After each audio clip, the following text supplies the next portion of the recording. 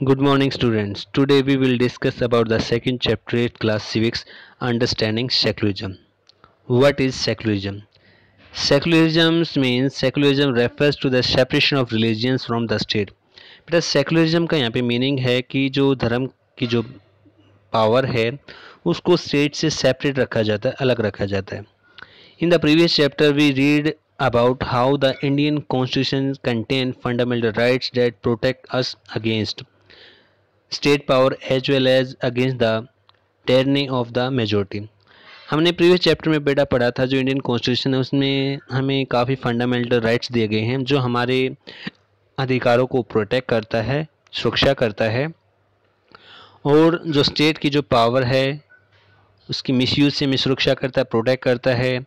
अगर कोई टैरनी पावर है उसकी जो मेजोरिटी है उससे भी हमारी सुरक्षा करता है. तो ये सारी बातें हमने प्रीवियस चैप्टर में पढ़ी थी. अब इस चैप्टर में हम सेकुलरिज्म के बारे में पढ़ेंगे. क्या सेकुलरिज्म क्या है, उसकी क्या इम्पोर्टेंस है, सेकुलरिज्म हमारे लिए क्यों इतना महत्व है, तो उसके बारे में हम डिस्कस करेंगे.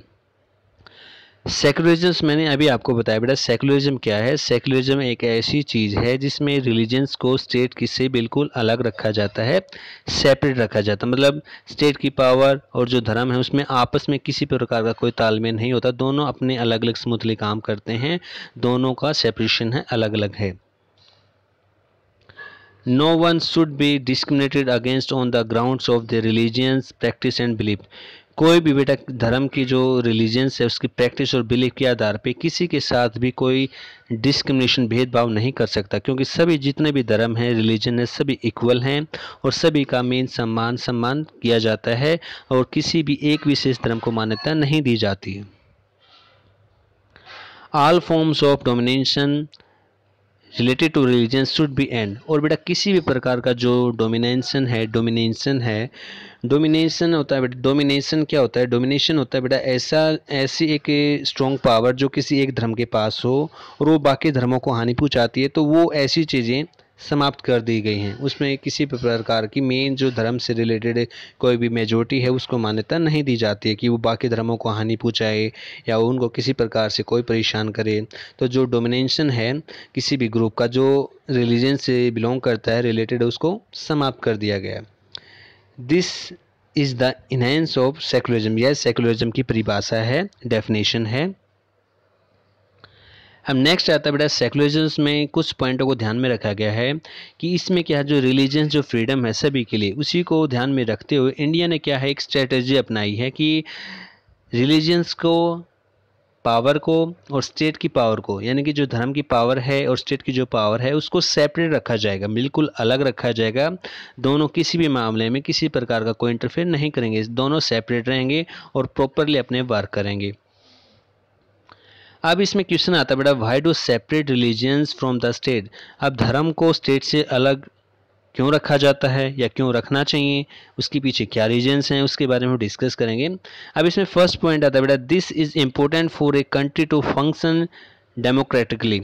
मतलब हम रिलीजन्स को स्टेट से इसलिए अलग रखते हैं ताकि जो स्टेट है, जो कंट्री है, अपने फंक्शन को लोकतंत्र के रूप के अकॉर्डिंग चलाए, उसमें किसी प्रकार की कोई इंटरफेयर ना करे और अपने जो कंट्री के जो भी वर्क हैं प्रॉपरली स्मूथली चलाए और उसमें किसी भी प्रकार का कोई भी इंटरफेयर ना हो. मतलब देश के कार्य प्रॉपर तरीके से, उसके लिए ज़रूरी है कि हमें स्टेट की पावर को रिलीजन से अलग रखना चाहिए.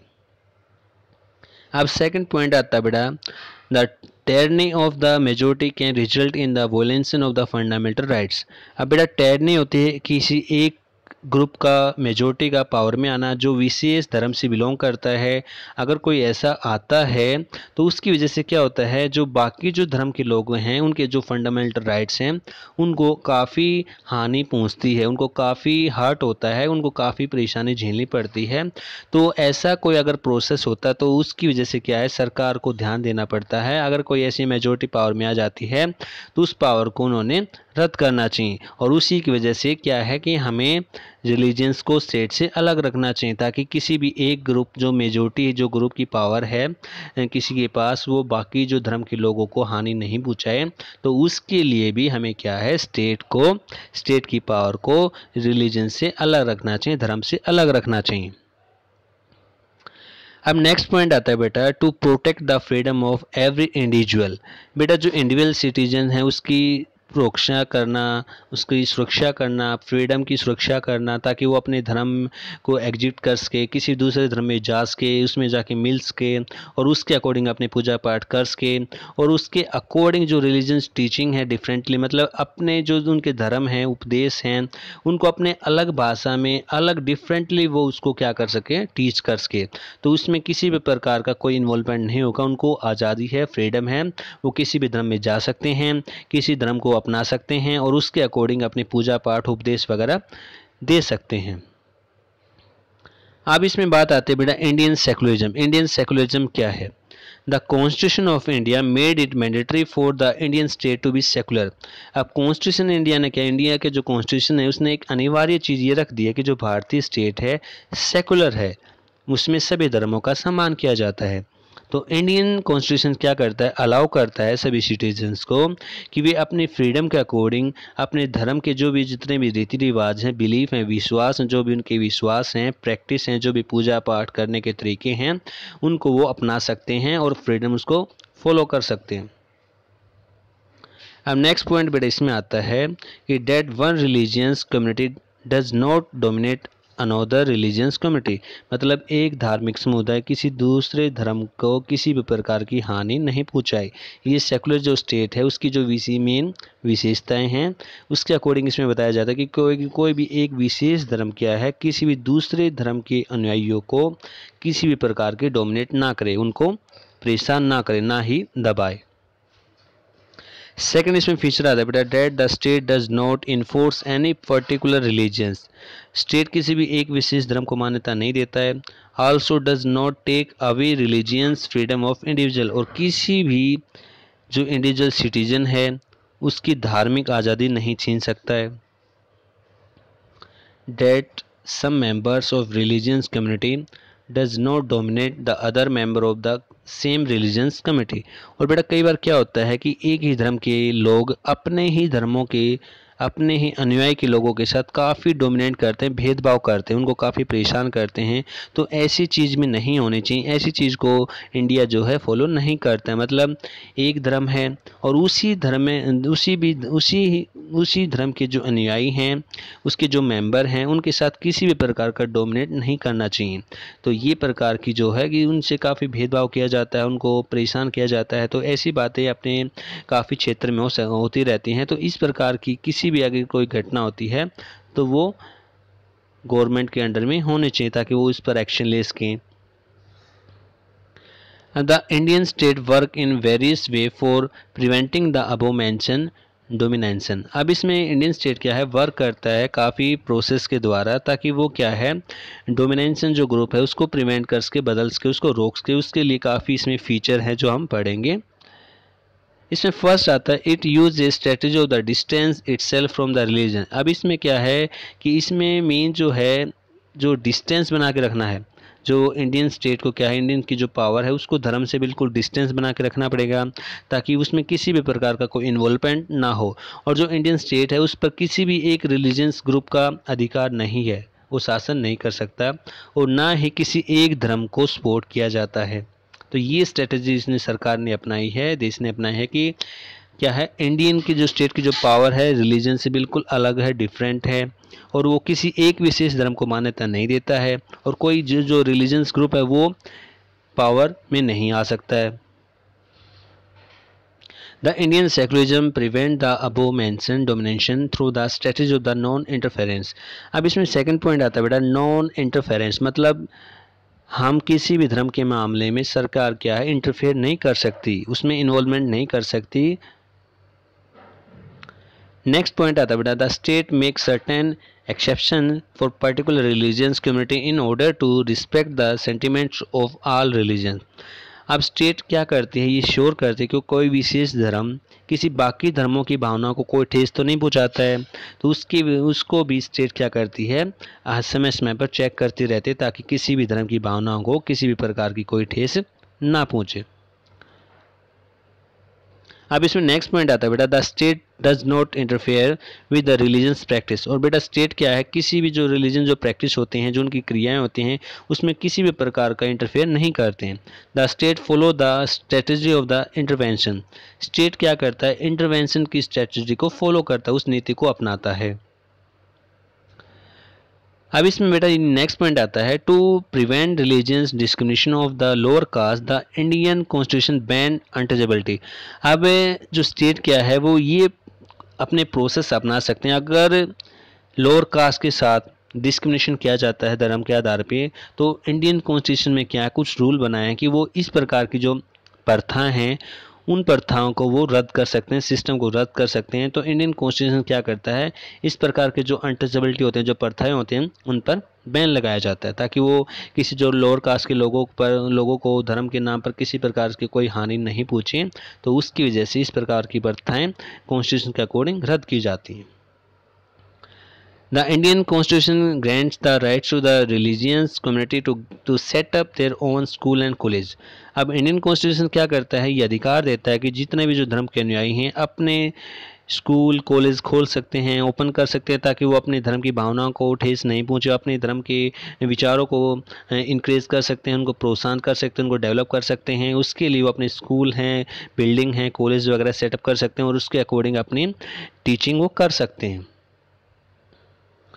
It also gives them financial aids on non-preferential basis। अब इसमें क्या होता है बेटा, इसमें मोस्टली उनको फाइनेंशियल हेल्प दी जाती है, लेकिन वो किसी विशेष धर्म को सपोर्ट नहीं करते।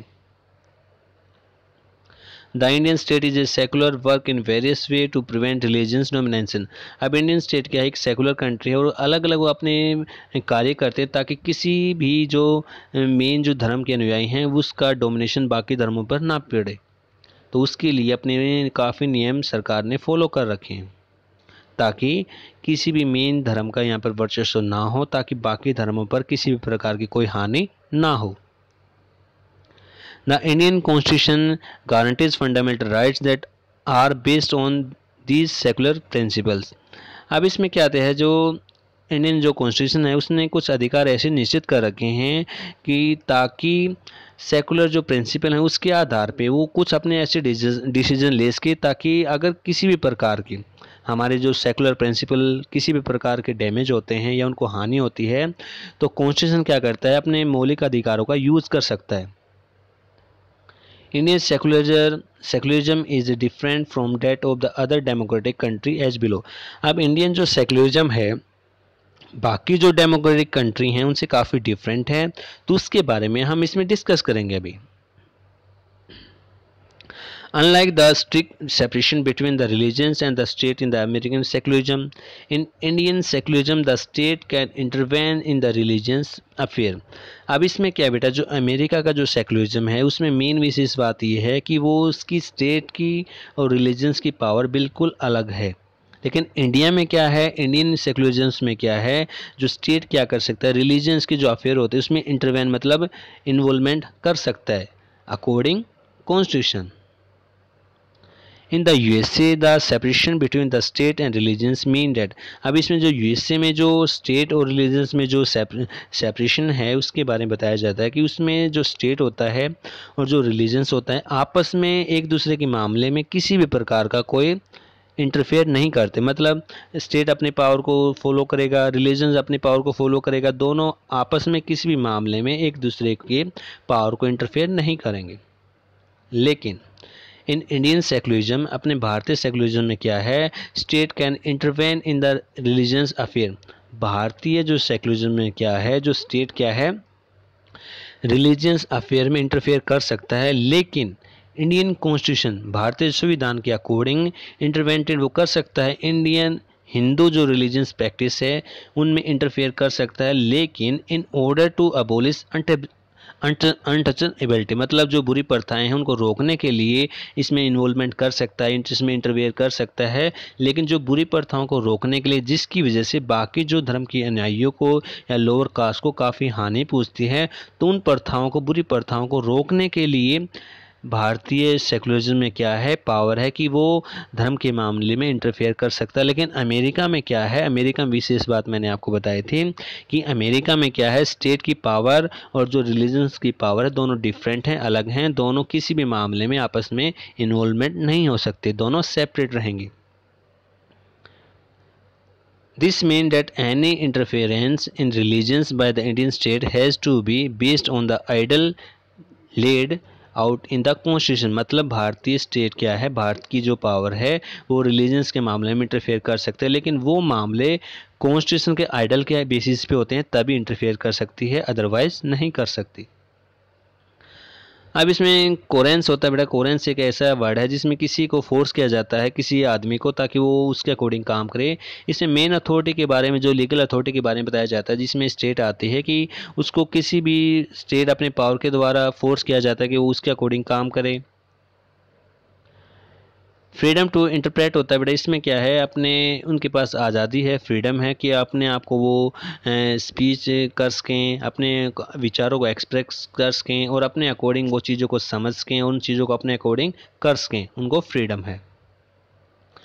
अब इसमें बेटा फ्रीडम्स के बारे में मैंने फिर बताया, जो फ्रीडम टू इंटरप्रेट है, इसमें मैंने आपको बताया इसमें क्या है, पर्सन्स के पास खुद की लिबर्टी है, वे अपने आप को अंडरस्टैंड कर सकते हैं, अपने आप को डेवलप कर सकते हैं, अपने रिलीजियंस की भावनाओं को, जो धार्मिक प्रैक्टिस उनको डेवलप कर सकते हैं, उनके पास पूर्ण रूप से फ्रीडम है, वो अपने धर्म को डेवलप कर सकते हैं अपने अकॉर्डिंग।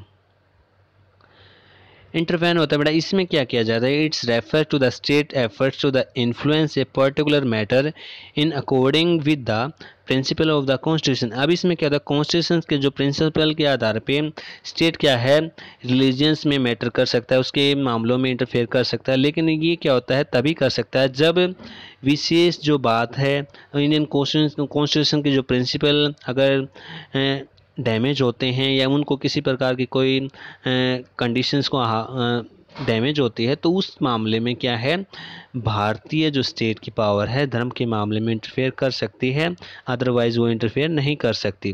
तो बेटा this is the last point of this chapter.